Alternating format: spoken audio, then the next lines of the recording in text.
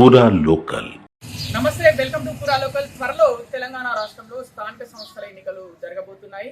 ప్రస్తుతం మనం ఉస్నాబాద్ పట్టణంలో ఉన్నాము. ఇక్కడ ఇది ఒక నియోజకవర్గం, మరి చుట్టుపక్కల మండలాలు ఉన్నాయి, గ్రామాలు ఉన్నాయి. మరి ఇక్కడ ఈ ప్రజలు ఎవరిని గెలిపించుకోబోతున్నారు, స్థానిక సంస్థల ఎన్నికలు ఏ పార్టీని గెలిపించుకోబోతున్నారు, వారిని అడిగి తెలుసుకునే ప్రయత్నం చేద్దాం. మీ పేరు? నా పేరు ఓదలి యాదవ్. ఏం చేస్తారు మీరు?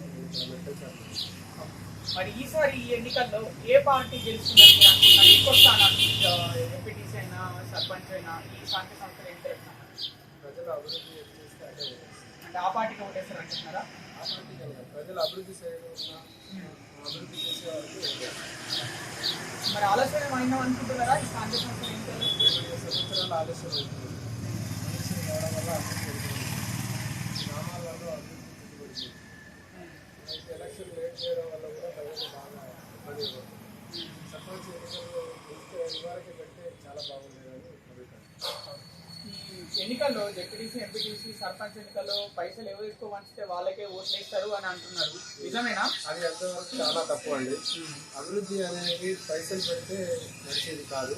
వ్యక్తిత్వం మీద ఉండి సర్పంచ్ ఎన్నికలు నడుస్తూ ఉంటాయి. ఎడ్యుకేటెడ్ మెసేజ్ యువతకు మాత్రమే ఓటేస్తారు. ఎన్నికలు ఏంటి అని అంటే, ఒక వ్యక్తి చదువుకున్నవాడైతే ఆ గ్రామం అభివృద్ధి పడుతుంది. డబ్బులకు అమ్ముడు పోయే వ్యక్తిత్వం ఉంటే ఆ అభివృద్ధి ఆగదే, ఆ గ్రామం అప్పుడే కుంటుపడిపోతుంది. కాబట్టి ఎడ్యుకేటెడ్ను మంచి యువతను మాత్రమే ప్రజలు ఎన్నుకోవాలని అంటే అర్హతలు అంటే ఎలాంటి వ్యక్తిని ఎన్నుకోవాలని చెప్తున్నారు. మంచి చదువుకున్న వ్యక్తి అయి ఉండాలి, యువత అయి ఉండాలి. ఆయన ప్రజల్లో అవగాహన ఉన్న వ్యక్తి అయితే ఆ గ్రామం అభివృద్ధి పడుతుందని. కులాన్ని చూసి కూడా ఓట్లు వేస్తారు అని అంటున్నారు ఈ ఎన్నికల్లో. అంటే నిలబడ్డ అభ్యర్థి నేను మీ కులమే, మీరు నన్ను గెలిపించుకుంటే మన కులం బాగుపడుతుంది అని అంటున్నారు. అది నిజమేనా? అది కులాన్ని చూసి ఓటేస్తే కులము అనేది ఒకరి వారికే చెందినది. అభివృద్ధి చూస్తే ఈ ఒక వ్యక్తిని చూస్తే ఎడ్యుకేటెడ్ అయి ఉండి ఒక మనిషి మనకు గ్రామానికి ఉపయోగపడతాడంటే కులంతో సంబంధం లేకుండా ఓటేస్తేనే చాలా వరకు గ్రామం అభివృద్ధి పడుతుంది. అభివృద్ధి పడితే పట్టణం అభివృద్ధి పడుతుంది. ఆ గ్రామంలో ఉండే ప్రజలు కూడా ఇబ్బంది పడినట్టు. అన్ఎడ్యుకేటెడ్ ఓటేస్తే ఆయనకు అవగాహన తెలియదు, ప్రజలలో మాట్లాడే వ్యక్తిత్వం తెలియదు. రేపు ఫండ్స్ తీసుకురావడానికి ఉపయోగపడాలంటే కొంచెం ఎడ్యుకేటెడ్ అయి ఉండాలి, వ్యక్తుల దగ్గర మాట్లాడాలి. గవర్నమెంట్తో కొట్లాడే శక్తున్న వారికి ఓటేస్తే చాలా మంచిదని నాకు. అలాగే ముఖ్యంగా అన్నిటికంటే ఇంపార్టెంట్ విషయం ఏంటంటే, నిలబడ్డ వ్యక్తి అంటే అతని పైన ఎలాంటి కేసులు అలాంటివి ఉండని వ్యక్తి ఉంటే బాగుంటుంది అని కోరుకుంటున్నారా, లేకపోతే రౌడీయిజము అలాగే ఇలాంటివి ఉన్న బ్యాక్గ్రౌండ్ ఉన్న వ్యక్తి పోటీ చేసినా పర్లేదు అనుకుంటున్నారా?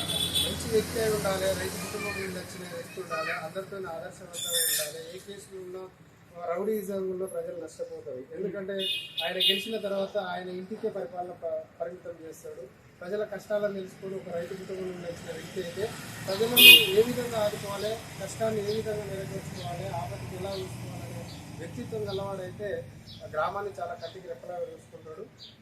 రౌడీజం ఉన్న వ్యక్తి అయితే ఆయన వ్యక్తిత్వం రౌడీలే ఉంటుంది. ప్రజలు మళ్ళీ ఇబ్బంది పడతారు, అడగలేకపోతారు. కాబట్టి ఆయన వాక్చాతుర్యం కూడా ఉండదు కాబట్టి చాలా ఇబ్బంది పడతారు. ప్రజలు కూడా డబ్బులు తీసుకొని ఓటేస్తారు అంటున్నారు కొంతమంది. ఓటేసిన మరుసటి రోజే అభ్యర్థిని మర్చిపోతారా, నిలబడ్డ అభ్యర్థిని? అట్లా జరుగుతుందా? చాలా వరకు అది చాలా తప్పు అండి.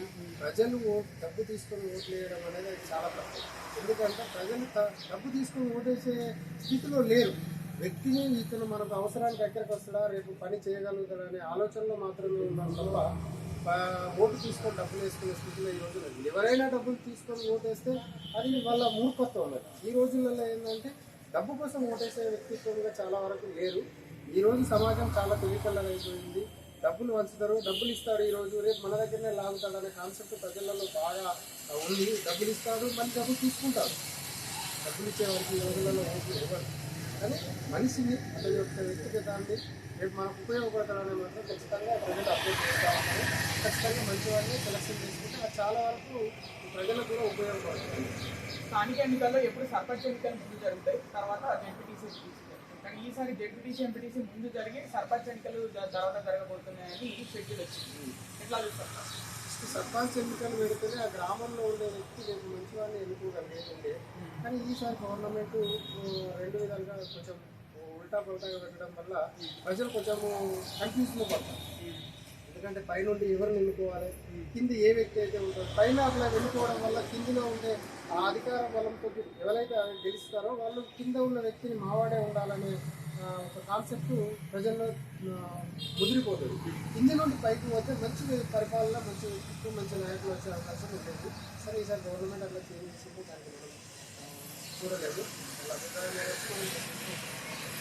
Thank you.